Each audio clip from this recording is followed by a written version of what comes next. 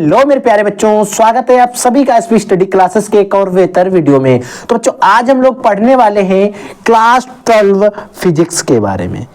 किसके बारे में बच्चों? क्लास 12 फिजिक्स के बारे में। आज हम पढ़ेंगे तीन सबसे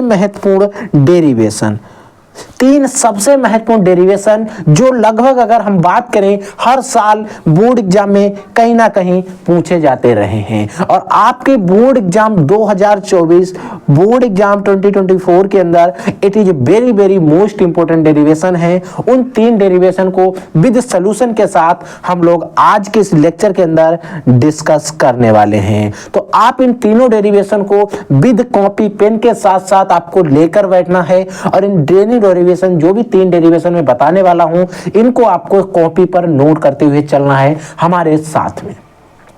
तो बच्चों हम बिना समय को वेस्ट किए सीधे पहला डेरिवेशन पर जिस पर हम बात करने वाले हैं वो बात करने वाले हैं, अगर परस्पर संपर्क में रखे दो पतले लेंस हैं तो उन पतले लेंसों की संयुक्त फोकस दूरी के लिए सूत्र स्थापित करना, यानी कि संयुक्त फोकस दूरी के लिए हमें सूत्र निकालना। इसके बारे में आज के इसमें सबसे पहला जो डेरिवेशन है वो यही है। ठीक है, इससे पहले अगर आपने देखा होगा, आपने पढ़ा होगा, इससे पहले कहीं ना कहीं आपने देखा होगा कि हम फोकस दूरी का एक हमारा सूत्र होता था 1/f equal to 1/v minus 1/u। ये क्या होता था? एक लेंस की फोकस दूरी के लिए हम सूत्र लगाते थे। अगर हमें एक जगह पर एक से अधिक यानी कि दो लेंस रखे हैं, परस्पर संयुक्त एक दूसरे के पास रखे हैं, तब हम इनकी संयुक्त फोकस दूरी कैसे निकालेंगे उसी के बारे में आज के इस लेक्चर के अंदर हम लोग डिस्कस करने वाले हैं। तो इसको पहले ध्यान से समझिएगा। पहले आपको इसका चित्र समझ लेना ताकि आपको कोई दिक्कत ना हो। इसका चित्र बच्चों कुछ हमारा इस प्रकार से होता है। इसमें हम दो लेंस रखते हैं और इस चित्र में जो कुछ भी हमने किया है वही यहां पर हमने लिख कर रखा है। तो देखिए बच्चों हमारा क्या लिखा हो इसको पहले समझिए। माना दो पतले उत्तल लेंस, हमारे दोनों पतले क्या है? उत्तल लेंस है। उत्तल लेंस की आपको पहचान पता है, ये लेंस बीच में मोटे होते हैं, किनारों पर पतले होते हैं। लेकिन जो अवतल लेंस होते हैं वो किनारों पर तो मोटे होते हैं लेकिन बीच में पतले होते हैं। ठीक है, लेंस L1 तथा L2 है। पहला लेंस L1 है, दूसरा हमारा L2 है, जिनके मुख्य अक्ष एक ही है। जिनके मुख्य अक्ष जो है ये वाला मुख्य अक्ष है ये एक ही है। ठीक है सर, तथा फोकस दूरियां f1 बाय f2 हैं। इनकी फोकस दूरियां f1 है और एक f2 है। ठीक है, वायु में एक दूसरे के संपर्क में रखें। कैसे हैं? वायु में एक दूसरे के संपर्क में सटीक में रखें। इसका जो हमारा माध्यम है वो वायु है। ठीक है सर, एक दूसरे के संपर्क में रखें। एक बिंदु वस्तु O मुख्य अक्ष पर पहले लेंस से L1 के सामने u दूरी पर रखिए। एक बिंदु वस्तु O है, पहला लेंस L1 है, उससे u दूरी पर रखिए। ठीक है सर, मान लिया दूरी पर रखिए। यदि L2 लेंस ना हो, यदि L2 लेंस ये वाला लेंस ना हो तो L1 लेंस ना हो तो वस्तु L1 वस्तु का प्रतिबिंब I डैश पर बनेगा। L1 जो वस्तु होगी इसका जो प्रतिबिंब बनेगा वो हमारा I डैश पर बनेगा। ये ना हो तब। ठीक है, ये है। अब क्या होगा?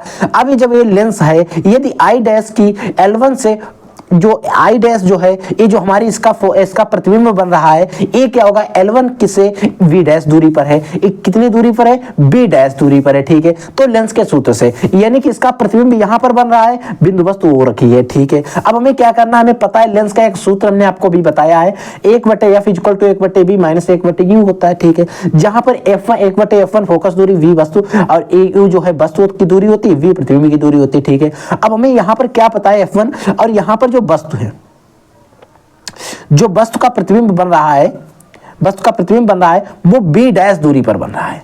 यहां पर B के स्थान पर दूरी जो है वो B डैश है, तो B के स्थान पर B डैश हो जाएगा और इसको हमने समीकरण नंबर 1 मान लिया। ठीक है, फिर बात आती है पहले लेंस द्वारा बना प्रतिबिंब इस लेंस के लिए बस आभासी वस्तु का कार्य करेगा। यानी कि ये जो पहले लेंस के द्वारा प्रतिबिंब बना है, अब इस वाला जो दूसरा लेंस है इसके लिए ये लेंस जो होगा वस्तु का कार्य करेगा, यानी कि एक वस्तु का कार्य करता है। ठीक है, दूसरा लेंस जिसका अंतिम प्रतिबिंब I डैश पर होता है, I पर बनता है। ठीक है, अब जो दूसरा लेंस है इसका प्रतिबिंब क्या होगा?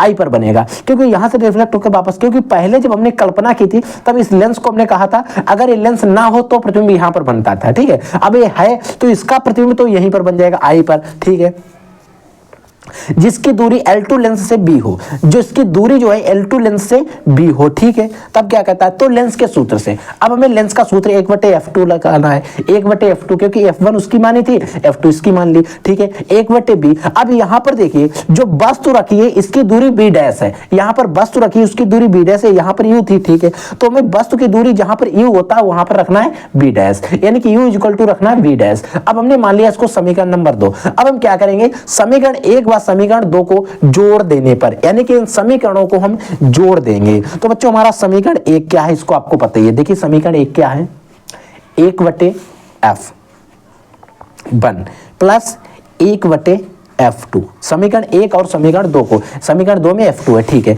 जोड़ दिया। अब हमारे पास समीकरण 1 क्या है, 1/b dash minus 1/u plus इसमें क्या है 1/v माइनस 1/v डैश, ठीक है, इतना है।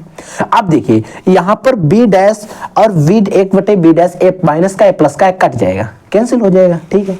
अब देखिए क्या हुआ है, 1/f1 plus 1/f2 equal to क्या बचा है, 1/v माइनस 1/u। इसको b को हम पहले लिख लेंगे, ठीक है, 1/b माइनस 1/u। ये बच्चों हमारा एक सूत्र आ गया है, ठीक है, ये सूत्र भी हमारा सही है। लेकिन चूंकि हमने अभी देखा था 1/f इक्वल टू एक सूत्र और हमें पता है 1/b माइनस 1/u होता है। लेकिन अगर एक इक्वल होता है f के, तो अगर हम 1/b माइनस 1/u की जगह पर 1/f भी लिख सकते हैं, तो हमारे पास हो जाएगा 1/f1 plus 1/f2 equal to 1/F। ए वाला भी हमारा सूत्र हो सकता है, नहीं हो सकता है, तो आप इसको भी लिख लीजिए। कभी कभी न्यूमेरिकल में इस पे लगाना पड़ सकता है, कभी कभी हमें न्यूमेरिकल इस पर भी लगाना पड़ सकता है। लेकिन अगर डायरेक्ट फोकस दूरी दे रही है तब ठीक है, जो संयुक्त फोकस दूरी इसको पूछ रहा है, दोनों फोकस दूरियां दे रहा है, और कभी वस्तु का प्रतिबिंब या वगैरह दूरी दे रही है, तो आपको यही सूत्र लगा के निकालना पड़ेगा, फिर आपको ये लगाना पड़ेगा। लेकिन काम में आपके ये दोनों सूत्र आने वाले हैं, तो इन दोनों सूत्रों को याद रखना है, ठीक है बच्चों। आई होप आपको ये डेरिवेशन अच्छे से समझ में आ गया। अगला डेरिवेशन देखिए बच्चों, हमारा जो अगला डेरिवेशन नंबर 2 है वो है समांतर क्रम में जुड़े संधारित्र की धारिता का व्यंजक। आपने इतने सारे कमेंट किए कि सर हमें संधारित्र का डेरिवेशन जो है उसका श्रेणी क्रम और समांतर क्रम में अवश्य बताइए, तो मैं आज आपको इन दोनों को बता दूंगा, समांतर क्रम भी और श्रेणी क्रम भी, और साथ साथ मैंने आपको संयुक्त फोकस दूरी के लिए भी सूत्र में बता दिया है, ठीक है। अब देखिए हमारे पास 3 संधारित्र है, 1 2 3, जो आप चित्र में देखते थे, जैसे प्लेटें लगाई जाती थी उनके बीच में संधारित्र जोड़े जाते थे, उसी प्रकार से मान लीजिए 3 संधारित्र एक जुड़े हैं। अब इन संधारित्र की एक प्लेट पर प्लस क्यू आवेश है, दूसरी प्लेट पर माइनस क्यू आवेश है, एक पर Q1 है, एक दूसरी Q2 है, तीसरी Q3 है, लेकिन इनके बीच में जो विभव है, वोल्टेज है, वो समान है। एक पृथ्वी जो हमारा संधारित्र इसकी लास्ट प्लेट जो होता है उसको मैंने पृथ्वी से जोड़ दिया, और एक छोर को मैंने विद्युत स्रोत से जोड़ दिया ताकि इसको बिजली मिल सके, ठीक है। अब हमें क्या करना है, सबसे पहले हमें यही लिखना है कि इस चित्र में हमने क्या क्या किया है, इस पूरे चित्र के बारे में हमें लिखना है। इस चित्र में हमने किस किस चीज के ऊपर बात की है, इस पूरे के बारे में बताना होता है। तो देखिए हमने क्या लिखा है, माना 3 संधारित्र जिनकी धारिताएं C1 C2 तथा C3 है। हमारे 3 संधारित्र, एक की धारिता C1 है, दूसरे की C2 है तथा तीसरे की C3 है, ठीक है। तीनों की धारिता हमने पता कर ली, एक दूसरे के साथ समांतर क्रम में जोड़े गए हैं, एक दूसरे के साथ समांतर क्रम में एक दूसरे के साथ जोड़ दिए गए हैं, ठीक है। मान लिया सर ये बात भी हमारी सही है, ठीक है। फिर क्या कह रहा है देखिए, जोड़े गए हैं, इनमें प्रत्येक संधारित्र की पहली प्लेट को, प्रत्येक संधारित्र की पहली प्लेट, इसकी पहली प्लेट, इसकी पहली प्लेट, इसकी पहली प्लेट, पहली प्लेट को क्या किया गया है, वैद्युत स्रोत के साथ, तथा प्रत्येक संधारित्र की दूसरी प्लेट को पृथ्वी से जोड़ा जाता है। प्रत्येक संधारित्र जो है इसकी जो दूसरी प्लेट है इसको पृथ्वी के, यानी कि जो हमारा वैद्युत स्रोत था, प्रत्येक जो दूसरी पृथ्वी थी, देखिए इसकी जो पहली प्लेट थी इसको तो मैंने वैद्युत स्रोत से जोड़ दिया, अब बची हुई दूसरी प्लेट यानी कि संधारित्र की जो दूसरी प्लेट बचती है इनको मैंने पृथ्वी से जोड़ दिया, ठीक है, पृथ्वी से जोड़ दिया जाता है। अब प्रत्येक प्लेट पर उत्पन्न विभवांतर B है तथा आवेश जो है क्रमशः पहली पर Q1 होगा दूसरी पर Q2 होगा और तीसरी पर Q3 होगा। ठीक है, मान लिया सर ऐसा। तो प्रत्येक प्लेट पर उत्पन्न आवेश या प्रत्येक प्लेट पर जो आवेश होगा, Q1 जो प्लेट होगी उस पर C1 भी होगा, क्योंकि विभव सभी पर यानी कि विभवांतर सभी पर समान है। तो Q1 जो प्लेट होगी उस पर C1 V आवेश होगा और दूसरी होगी Q2 उस पर C2 V होगा और Q3 होगी C3 V होगा। यही तो होगा। तो Q1 equal to C1 V, Q2 equal to C2 V और Q3 equal to C3 V। ठीक है, ये तो प्रत्येक प्लेट पर आवेश हो गया। ठीक है, मान लिया। अगर हमने एक सूत्र और पढ़ा था, यदि प्रत्येक संधारित्र, यदि जो संधारित्र है उनकी कुल धारिता C है तथा आवेश Q है, तब हमने एक सूत्र पढ़ा था Q equal to CV, Q equal to C into V, C गुणा V। ठीक है, तो अगर हम इसका C निकालें तो C इक्वल टू होता था Q अपॉन V। Q ऊपर चला जाता, V नीचे आ जाती, तो C इक्वल टू क्या होता था Q अपॉन V। और हमें चाहिए क्या? C चाहिए। क्या चाहिए? C चाहिए, सॉरी Q चाहिए। अब हमें, अगर हम इनका देखिए, इनमें आवेश सभी में अलग अलग है, आवेश सब में अलग अलग है। अगर हमें पूरे का कुल आवेश चाहिए, अगर हमारे 15 रुपए हैं, अगर हम उनको जोड़, यानी कि हमारे पास 10-10 के सिक्के हैं, अगर हम उनका एक नोट ले लें तो वो एक नोट हो जाएगा हमारा 10 का, अगर वो सिक्के थे अलग अलग थे। ठीक है, तो उसी प्रकार से आवेश अलग है। यदि हम कुल आवेश निकालें तो इन सभी को अगर हम जोड़ देते हैं हमारे पास, और या आप ऐसे समझिए, मित्र 50 का नोट है, 100 का नोट है, 200 का नोट है और 500 का नोट है, 2000 का, 1000 का, ऐसे नोट थे, उनको हमें सब एक नोट करना, तो हम क्या करें, सभी को जोड़ देंगे, हमारे पास कुल नोट आ जाएंगे, हमारे पास कुल रुपए आएंगे। तो इसी प्रकार के जो आवेश था उसको हमें सारे आवेश को जोड़ देना है, यानी Q इक्वल टू हो जाएगा Q1 plus Q2 plus Q3। इसको मान लिया समीकरण नंबर 1। अब हम क्या करेंगे, समीकरण जो 1 है उसमें Q1, Q2 और Q3 तथा Q के मान रखने पर Q इक्वल टू हमें पता है CV है। ठीक है, अब हम क्या करेंगे, Q1, Q2 तथा Q3 के मान रख देंगे। ठीक है, अब हमने समीकरण जो हमारा है इसमें, देखिए इस समीकरण Q है और Q इक्वल टू क्या है, CV, तो Q के स्थान पर रख दिया हमने CV। अब Q1 है, Q1 इक्वल टू है क्या, C1V है, तो मैंने लिख दिया C1V। अब जो Q2 है, इस Q2 इक्वल टू क्या है, C2V है, मैंने ये रख दिया। Q3 है, Q3 इक्वल टू क्या है, C3V है, मैंने ये रख दिया। ठीक है, अब हमें क्या करना है, इसमें CV है, इधर हमने क्या किया, B को कॉमन ले लिया। जब हमने B को इसमें कॉमन ले लिया तो C1 बचा प्लस C2 बचा प्लस C3, B कॉमन आ गया और इस B को इस B से हमने कर दिया कैंसिल। ठीक है, अब जब B को B से कैंसिल, और कैसे होगा आप इधर देखिए, जब हमने B निकाली, उससे जो C है इसका नीचे आ जाएगा, इससे नीचे कट जाएगी। ठीक है, अब हमने जब इसको C को कैंसिल कर दिया तो हमारे पास C इक्वल टू क्या बचा, C1 plus C2 plus C3, C1 plus C2 plus C3, C1 equal to C1 C2 plus C3। ये समांतर क्रम आ गया और यही आपको याद रखना है। ये जो समांतर क्रम का सूत्र आया है, ऐसे आपको समांतर क्रम का सूत्र सिद्ध करना है ताकि आपको बोर्ड में कोई दिक्कत ना हो। और आप चाहें इस चित्र का स्क्रीनशॉट ले लेना, क्योंकि चित्र आपको जरूर बोर्ड एग्जाम में बना के आना। ठीक है, अगला डेरिवेशन देखते हैं श्रेणी क्रम का। तीसरा बच्चों हमारा क्या है कि श्रेणी क्रम में जुड़े हुए संधारित्र की धारिता का व्यंजक या संधारित्रों का श्रेणी क्रम। श्रेणी क्रम में अगर कई सारे संधारित्र जुड़े हैं तो उनकी धारिता हम कैसे निकालेंगे, उसके लिए व्यंजक। मान लीजिए संधारित्र किस क्रम में जुड़े हैं, एक ही तार में सारे जुड़े हैं तो श्रेणी क्रम।